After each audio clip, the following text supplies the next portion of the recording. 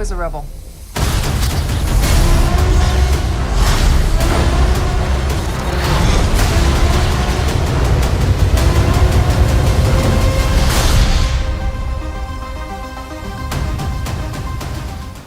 Bonjour à tous, je suis Barek et bienvenue sur la tribune de Coruscant pour cette nouvelle vidéo sur l'analyse du nouveau trailer de la série Ahsoka. L'histoire suit l'ancienne padawan d'Anakin Skywalker, interprétée par Rosario Dawson, après les événements de The Mandalorian et du livre de Boba Fett, alors qu'elle poursuit sa recherche du Grand Amiral Thrawn. La série commencera le 23 août avec les 2 premiers épisodes et un total de 8 épisodes pour se conclure le 4 octobre.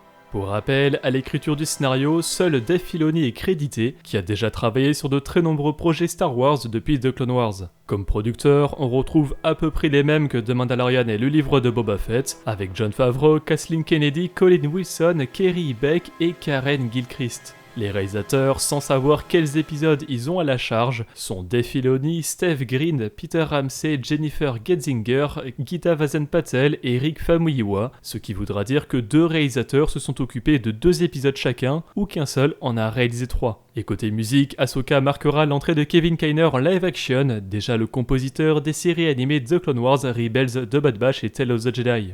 Passons maintenant à l'analyse du trailer. Il démarre sur une navette qui s'approche d'un plus gros vaisseau. Cette navette, on la retrouve à plusieurs reprises dans le trailer et elle semble être une version live-action de la navette de classe ETA, également connue sous le nom de navette d'ambassadeur Jedi.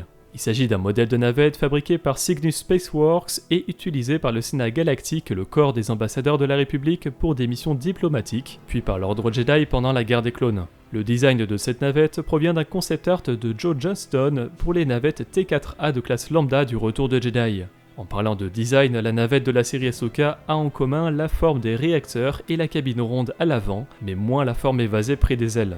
En tout cas, la scène du début semble être suivie d'un plan du premier trailer, où l'on voit la navette rentrer dans le hangar du vaisseau. La navette semble appartenir aux antagonistes de la série Baylan Skoll, interprété par le regretté Ray Stevenson, la voix de Gar Saxon dans The Clone Wars et Rebels, et Shin Hati, joué par Ivana Sakno. Nous savons de manière officielle que Baylan est un ancien chevalier Jedi qui a survécu à l'Ordre 66, puis qui est devenu mercenaire. Le fait qu'il se déplace avec une navette d'ambassadeur Jedi de la guerre des clones semble ainsi logique. Pour l'anecdote, le nom de ces 2 personnages semble inspiré de la mythologie nordique, où Skoll et Hati sont 2 loups, fils de Fenrir, qui poursuivent respectivement le soleil et la lune, se suivant sans relâche, et à la fin des temps, appelés Ragnarok, les 2 loups mangeront les 2 astres. Les 2 antagonistes portent des sabres laser assez particuliers avec une lame rouge orangée en leur centre. Le créateur de la série Dave Filoni expliquait que ce choix était intentionnel car il a toujours eu l'impression lorsqu'il était enfant que le sabre laser de Dark Vador semblait fluctuer entre les effets visuels et être un peu plus orange et souhaitait donc ne pas faire un sabre laser directement orange mais un sabre laser bicolore afin que les enfants qui regardent la série ne puissent pas en tirer des conclusions rapides sur les véritables allégeances de Baylan Skoll. L'autre vaisseau dans lequel est rentrée la navette de Baylan et Shin semble appartenir à la flotte de défense de la Nouvelle République. Le design du transport est presque identique en apparence physique au concept art Rebel Cruiser, dessiné par Joe Johnston pour le Retour de Jedi encore une fois, comme si c'était les 40 ans du film cette année. Ce design est également très similaire à celui de la frégate MC-30C, dont l'image provient du livre de jeu de rôle En tête forcée de l'ère de la rébellion, mais qui ont réellement été créés pour le jeu vidéo Jedi Knight Dark Forces 2. Dans le hangar du transport de la Nouvelle République sont présents des X-Wing T-65B ainsi que des A-Wing RZ-1. Le duo débarque donc en massacrant tout le monde et Baylan dit qu'ils ne sont pas des Jedi, faisant un miroir à la réplique culte d'Ahsoka Tano dans le final de la saison 2 de Rebels face à Dark Vador sur Malachor. We are no Jedi. I am no Jedi. Ahsoka déclare qu'elle a entendu des rumeurs parler du retour de Thrawn en tant qu'héritier de l'Empire, reprenant le titre du personnage lors de sa création dans l'univers légende avec le fameux roman L'héritier de l'Empire, premier tome de la trilogie La Croisade Noire du Jedi Fou. Une sculpture murale montre un personnage tenant une sphère que l'on retrouve plus tard dans une sorte de sanctuaire où Morgan Elsbeth, incarnée par Diana Lee Inosanto et introduite dans la saison 2 de The Mandalorian, actionne quelque chose avec. Ce quelque chose crée une sphère autour du sanctuaire, ce que l'on voyait déjà dans le premier trailer et qui ressemble vaguement au design du monde entre les mondes, une dimension mystique de la force qui permet d'interagir au-delà de l'espace et du temps. Ahsoka est elle-même liée au monde entre les mondes puisque c'est avec cette dimension qu'Ezra Bridger la sauve de son affrontement face à Dark Vador. Mais cette sphère rappelle aussi les cartes stellaires de l'univers légende, des artefacts laissés par l'ancien empire infini Rakata dans le jeu vidéo Knights of the Old Republic. Construites à partir d'une technologie autonome imprégnée du côté obscur de la Force, ces cartes ont été conçues pour être des monuments à la gloire de l'Empire Rakata, et indiquant l'emplacement précis de la plus grande réalisation de l'Empire infini, la Forge Stellaire, une usine aux proportions gigantesques. Dans tous les cas, l'animation au niveau de la main de Morgan, comme la sphère qui en résulte, font penser à des cartes de la galaxie de manière générale, probablement pour retrouver l'emplacement de Thrawn. En décembre dernier, Making Star Wars déclarait que cette zone de la galaxie serait nouvelle et inexplorée, que ce soit dans l'univers Star Wars comme dans les œuvres, et s'appellerait The New Beyond ou New Space. D'ailleurs, Shin demande à Morgan ce qui s'est passé lorsqu'elle a découvert Thrawn. What happens when we find Thrawn? Supposant qu'elle l'a déjà retrouvé depuis son exil, à moins qu'elle ne parle d'une époque plus antérieure, peut-être lorsque le Chiss faisait partie de l'Empire Galactique ou de l'ascendance Chiss. Making Star Wars a aussi déclaré que le territoire où est Thrawn serait habité par des êtres qui perçoivent la Force différemment des personnages traditionnels. Making Star Wars suggère que des utilisateurs de magie exclus par ces sociétés sont apparus dans d'autres histoires, certains indices laissant penser que Shin Hati serait une sœur de la nuit, un culte de sorcière présente sur Dathomir, et dont fait partie l'apprenti de Dark Tyrannus, Asajj Ventress. D'ailleurs, toujours d'après les rumeurs, la série Ahsoka s'entrecouperait avec la série Skeleton Crew qui devrait sortir à la fin de l'année. Nous ne connaissons pas grand chose du scénario de cette série, mais nous suivrons un groupe de jeunes enfants. D'après Making Star Wars donc, Skeleton Crew explorerait les origines des Sœurs de la Nuit, qui seraient différentes des sorcières que nous avons rencontrées sur Dathomir dans The Clone Wars. À voir après quel lien est réellement fait avec Shin Hati s'il y en a un à faire. Dans le trailer, on peut aussi noter la présence discrète d'une flamme verte sous la petite sphère, évoquant encore une fois la magie des Sœurs de la Nuit de Dathomir. Sur le plan plus large, on devine d'ailleurs la navette de Baylan Skoll et Shin Hati sur la gauche, et le vaisseau de droite devrait logiquement être celui de Morgan Elsbeth, que l'on distingue un peu en flou derrière Baylan. La planète, elle présente deux environnements, d'un côté un grand désert rappelant la surface de Malachor, et de l'autre une forêt d'arbres au feuillage rouge.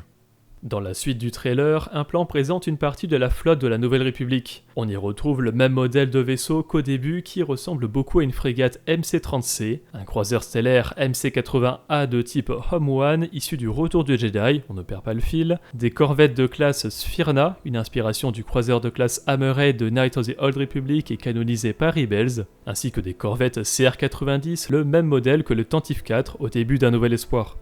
On enchaîne ensuite par Hera Syndulla, interprétée par Mary-Elizabeth Winstead, à bord du Phantom 2 avec Chopper, en train de pourchasser un véhicule tractant un gros objet. Pour l'anecdote, Winstead est la femme d'Ewan McGregor, l'acteur d'Obi-Wan Kenobi, ainsi que la belle-mère d'Esther Rose McGregor, qui interprète elle Tessa Grigg dans la série Obi-Wan Kenobi. Hera s'adresse à une assemblée de la Nouvelle République en prévenant qu'une nouvelle guerre se profile. Parmi son auditoire est présente au centre Mon Mothma, la leader de l'Alliance rebelle et première chancelière de la Nouvelle République. C'est Genevieve O'Reilly qui reprend ce rôle qu'elle avait d'abord joué dans une scène coupée de La Revanche des Sith, puis dans Rogue One et récemment dans Andor.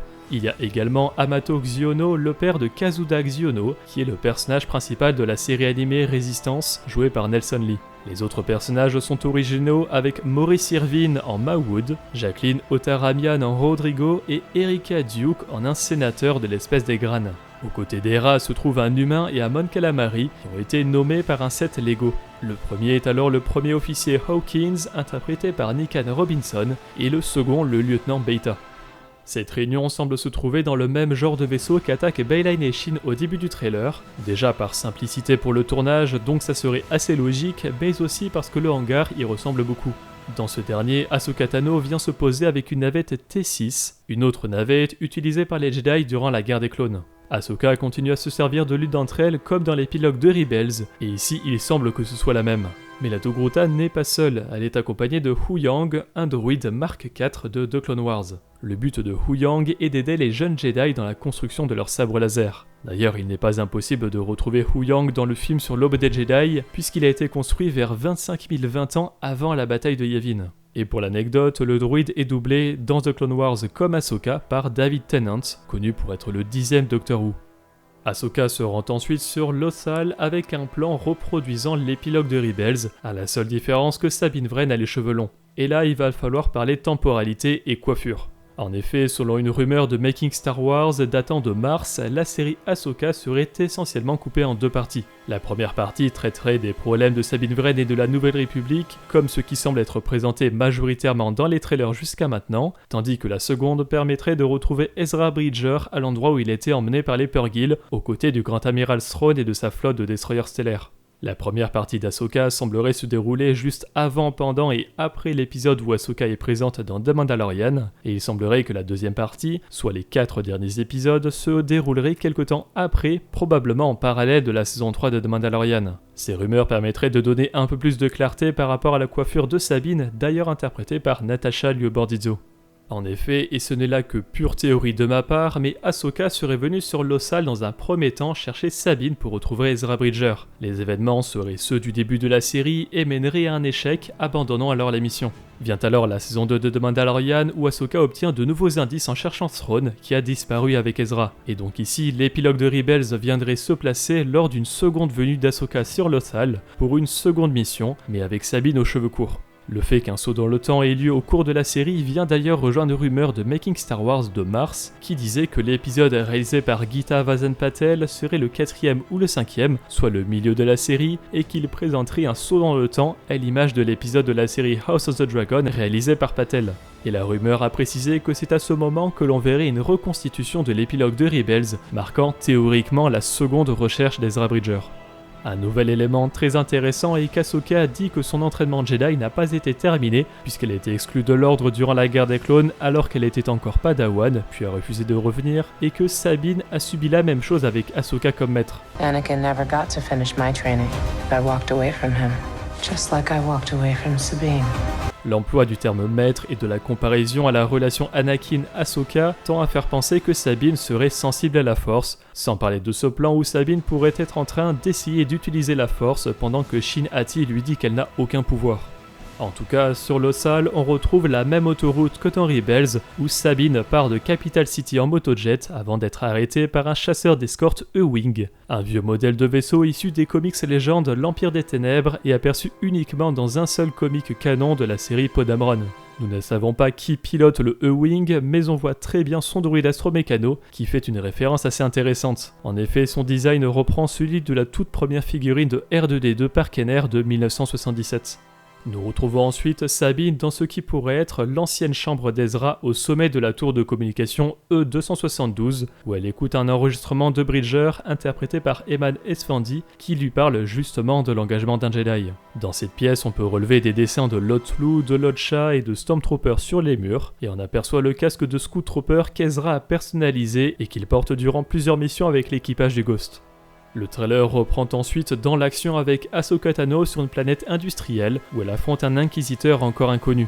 En revanche, contrairement à ce qui était montré dans le premier trailer, l'inquisiteur est ici accompagné d'un droïde assassin HK-87, modèle que l'on a découvert aux côtés de Morgan Elsbeth dans The Mandalorian. Ce modèle reprend le design des droïdes gladiateurs de modèle HK cités dans le livre de référence Smuggler's Guide, eux-mêmes inspirés des droïdes assassins de série HK du jeu vidéo Knights of the Old Republic, comme le célèbre HK-47. En tout cas, cet environnement urbain pourrait être celui que survolent Hera Syndulla et Chopper avec le Phantom 2.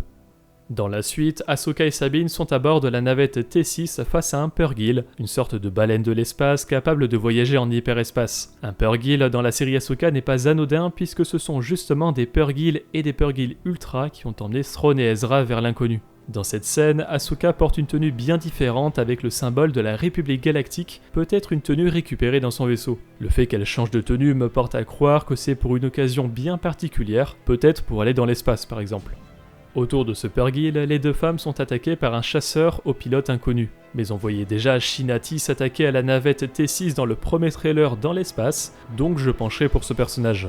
Le chasseur est difficilement identifiable, mais il se pourrait que ce soit celui présent en arrière-plan sur le set Lego dérivé de la série. Et vient enfin la révélation du visage de Thrawn dont les traits sont empruntés à Lars Mikkelsen, l'acteur qui le doublait déjà dans Rebels. Thrawn, ou plutôt Mithron ou Rohodo pour son vrai nom de Chiss, a une histoire très complexe racontée dans l'univers canon par 2 trilogies de romans et évidemment les saisons 3 et 4 de Rebels. Ce qu'il est important de retenir cependant est que Thrawn est un personnage particulièrement intelligent qui n'est pas un antagoniste fondamentalement mauvais. Son seul intérêt d'avoir rejoint l'Empire est de protéger son peuple, l'ascendance Chiss. Mais à côté de Thrawn, un détail est très intéressant. On distingue un casque de Stormtrooper avec un crâne blanc et des marques rouges et le visage jaune. Cela vient directement rejoindre une rumeur, encore une fois de Making Star Wars datant de janvier, qui dit que la série Ahsoka présenterait des Stormtroopers modifiés avec des armures reconstruites au fer sarracien. Le fer sarracien est celui utilisé par Kylo Ren dans l'ascension de Skywalker pour reforger son casque, mais le fer d'Ahsoka serait doré. La rumeur précisait même que ces soldats seraient au service de Thrawn, chose visiblement confirmée par le trailer. En restant dans la dorure, la rumeur de Mars parlait aussi d'un nouveau garde du corps nommé Enoch, qui ressemblerait à un destro doré de G.I. Joe avec des influences samouraïs. D'un autre côté, Deadline nous avait rapporté en avril que l'acteur Wes Chatham serait dans la série pour jouer le bras droit du Grand Amiral, sans forcément relier cette information à une rumeur de Making Star Wars. Revenons dans le trailer avec l'affrontement entre Shin Hati et Sabine Wren, où cette dernière semble vouloir utiliser la force. L'environnement rappelle celui de la planète du sanctuaire avec une forêt aux arbres rouges. Sabine est-elle équipée du sabre laser vert d'Ezra Bridger qui lui a confié avant d'affronter Thrawn dans le final de Rebels. D'après Making Star Wars, l'absence du sabre laser pour Ezra l'aurait poussé à développer de nouvelles capacités de la Force, comme la création d'une puissante masse d'énergie pour causer une grande destruction. Cette séquence a été comparée à la façon dont Luke Skywalker utilise la Force pour faire tomber la hutte en pierre dans laquelle se trouverait Sur Ahch-To lorsqu'elle parle à Kylo Ren par la Force. Cependant, l'utilisation de ce pouvoir par Ezra ressemblerait davantage au Hadouken, une capacité de la franchise de jeux vidéo Street Fighter utilisée par des personnages tels que Ryu et Ken. Ezra aurait alors développé ses propres capacités de la force qui font appel aux arts martiaux. Il en résulterait un style de combat de force différent et inconnu, ainsi que son lien de force avec les animaux vivants. On reste ensuite sur la même planète puisque nous avons de nouveaux plans dans la sphère qui ressemblent à une carte stellaire, avec l'affrontement entre Ahsoka Tano et Baylan Skoll. Ce dernier évoque le nom d'Anakin Skywalker en disant qu'il lui disait du bien de son élève Togruta. Anakin spoke highly of you. Cela vient tout simplement rejoindre la description du personnage comme quoi il était un Jedi ayant survécu à l'Ordre 66. La scène d'après montre Ahsoka fuir la planète du début du premier trailer, où les ruines dans lesquelles elle s'était aventurée explosent. On ne les retrouve pas ici, mais Ahsoka y a affronté d'autres droïdes assassins HK-87. Et enfin, le trailer se conclut par un duel opposant Ahsoka à l'Inquisiteur, mais de nouveau sur la planète à la forêt rouge, comme quoi nous serons servis en affrontement ici. Tribune fera bien évidemment des reviews avec Max Rebo et sur Twitch nous parlerons des épisodes comme sur les dernières séries. Merci d'avoir regardé cette vidéo, j'espère qu'elle vous a plu. Si c'est le cas, n'hésitez pas à laisser un like, à la partager, à vous abonner en activant les notifications si vous ne voulez pas rater les vidéos de la Tribune de Coruscant. Pour être au courant de l'actualité Star Wars au quotidien, suivez-nous sur Facebook, Instagram et Twitter. Et tous les dimanches, nous débriefons de l'actualité sur Twitch lors de notre émission Là-bas dans les étoiles. A bientôt et que la force soit avec vous.